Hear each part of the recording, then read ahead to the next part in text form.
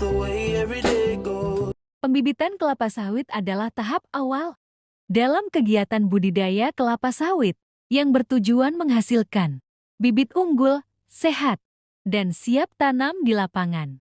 Pembibitan dilakukan melalui dua tahap utama yaitu pre-nursery dan main nursery.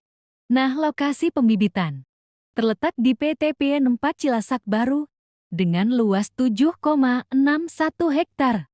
Varietas yang digunakan adalah VPKS 540, VPKS SMB atau Simalungun. Syarat dan persiapan pembukaan lahan pembibitan. Pertama, lokasi dekat sumber air dan mudah diakses. Kedua, tanah datar hingga landai dengan drainase baik.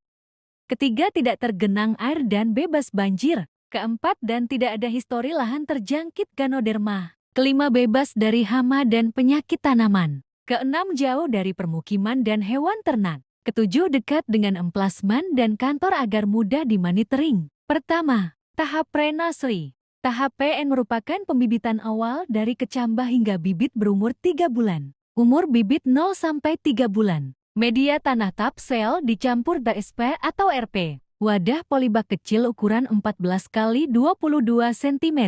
Penanaman kecambah posisi akar ke bawah. Naungan 50-70 untuk melindungi bibit. Pemeliharaan PN, penyiraman 2 kali sehari, sebanyak 500 ml.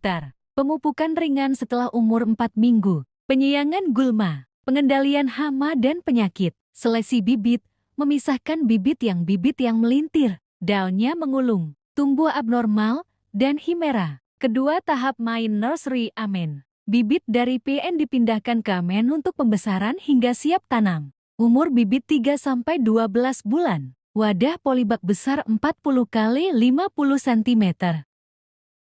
Jarak tanam 90 x 90 cm sesuai standar. Dengan tanpa naungan.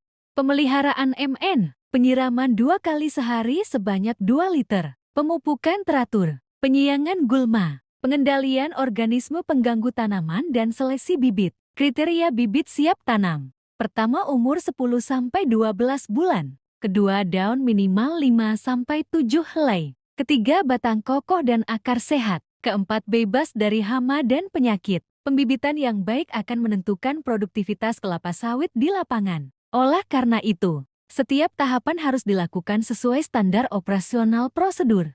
Kegiatan ini merupakan observasi lahan yang dilakukan untuk menilai kelayakan suatu areal. Dalam program replanting kelapa sawit, penilaian dilakukan dengan mengamati beberapa parameter utama, yaitu umur tanaman, tinggi tanaman, SPH satuan pokok per hektar, serta tingkat produktivitas per hektar per tahun. Parameter-parameter ini digunakan untuk melihat kondisi aktual tanaman di lapangan, baik dari segi pertumbuhan maupun hasil produksi. Melalui hasil observasi ini dapat ditentukan apakah tanaman masih layak dipertahankan dan dikelola lebih lanjut, atau sudah mengalami penurunan produktivitas, sehingga perlu dilakukan peremajaan. Replanting agar kinerja kebun kembali optimal. Avenza Maps adalah aplikasi pemetaan berbasis GPS yang digunakan untuk menampilkan peta digital, menentukan posisi pengguna secara real-time, serta merekam data lokasi di lapangan tanpa memerlukan koneksi internet offline.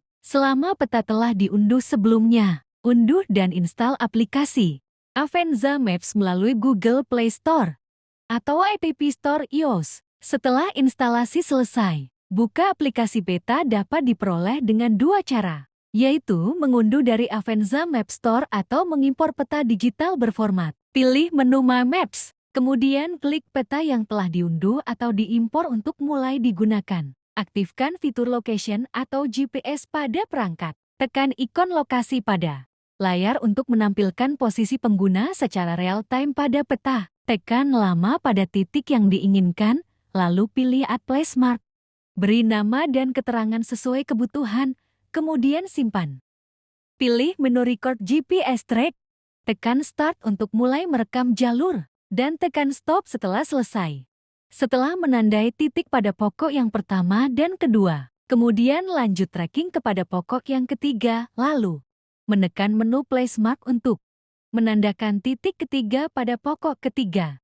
Pada setiap pokok diberi nama dan foto sebagai tanda dan informasi lebihnya. Terus dilakukan hingga sampai pada pokok terakhir. Track record tetap aktif agar dapat merekam jalur perjalanan. Melanjutkan trekking hingga pada pokok yang terakhir. Beri nama pokok 5 dan ambil gambar pada pokok yang dijadikan sebagai titik pengamatan. Melanjutkan jalur perjalanan menuju pokok ke-6. Setelah sampai di pokok ke-6, beri place mark seperti nama dan gambar dari pokok yang akan diamati. Place mark dan track yang telah dibuat dapat disimpan dan diekspor dalam format seperti KML, JPEG, atau CSV. Alat dan bahan yang digunakan dalam kalibrasi.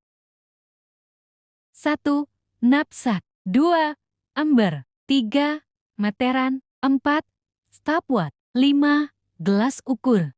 Pertama, pasang nozzle pada knapsack yang akan digunakan.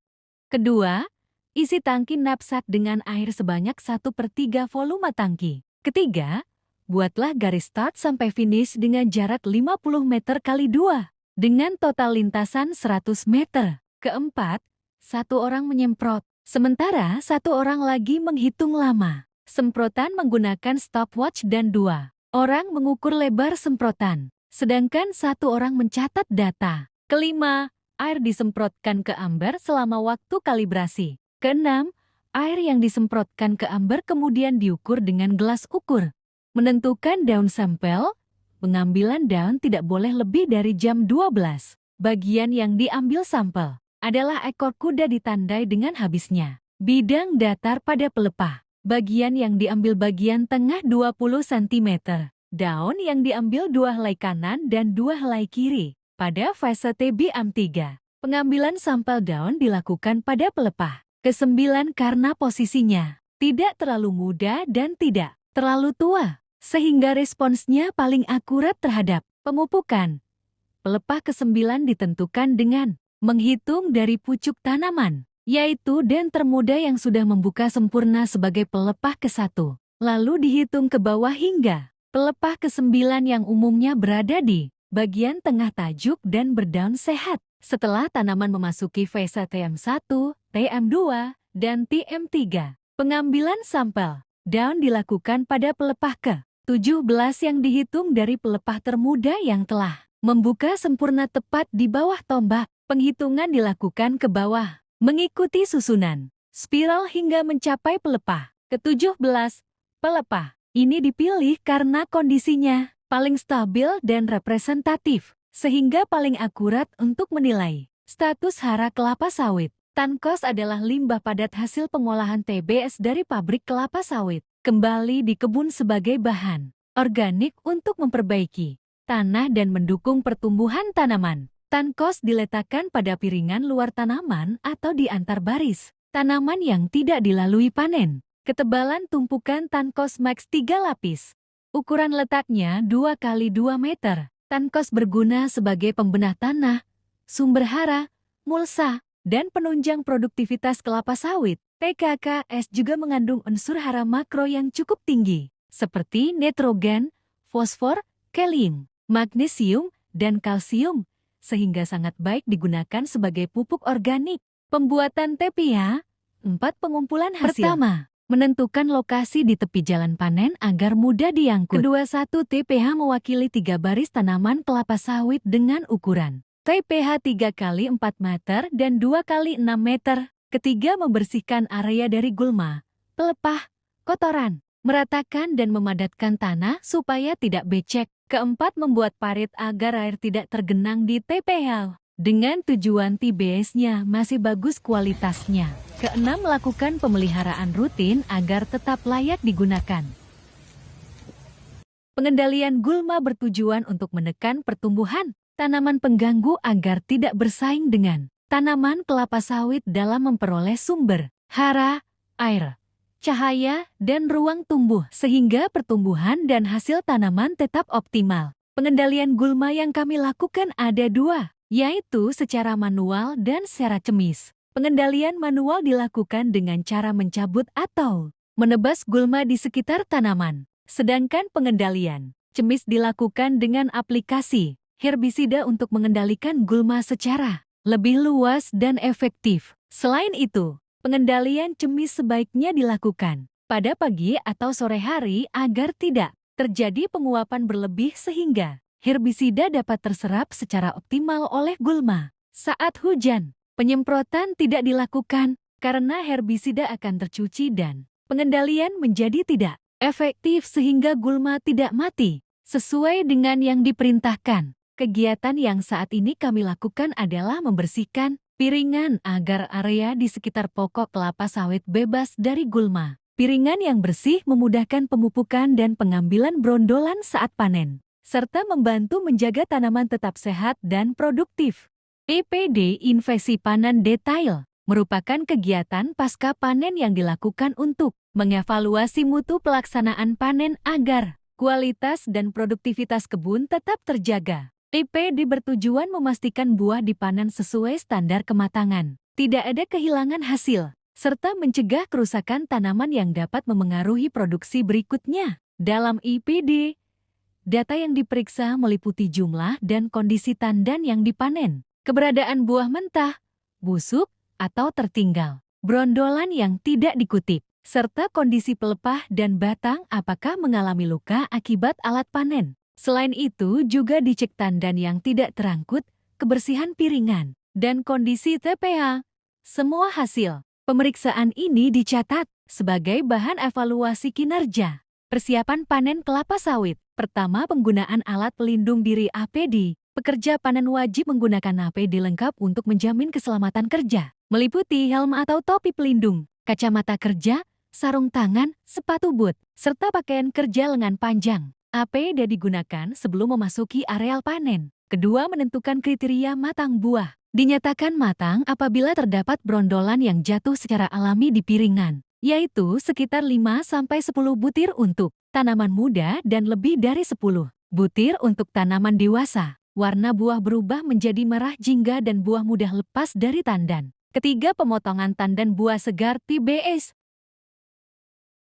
Pemotongan TBS dilakukan menggunakan agrek atau dodo sesuai umur tanaman. Pemotongan harus tepat pada pangkal tandan dengan 1 kali tebasan, bersih agar tandan tidak rusak dan tidak melukai pelepah lain. Keempat, pemotongan pelepah 3 bagian. Setelah tandan dipotong, dilakukan pemotongan pelepah sebanyak 3 bagian, yaitu pelepah tua yang menghalangi jalur panen, pelepah yang rusak atau kering. Pemotongan dilakukan rapi dan pelepah disusun di gawangan mati. Kelima, pengutipan brondolan. Brondolan yang jatuh di piringan dan sekitarnya harus dikutip. Seluruhnya menggunakan tangan atau alat bantu. Brondolan dikumpulkan dalam karung atau ember khusus untuk menghindari kehilangan hasil. Keenam, pemindahan TBS ke tempat pengumpulan hasil TPH. TBS yang telah dipanen dipindahkan ke TPH dengan cara diseret, dipikul, atau menggunakan angkong.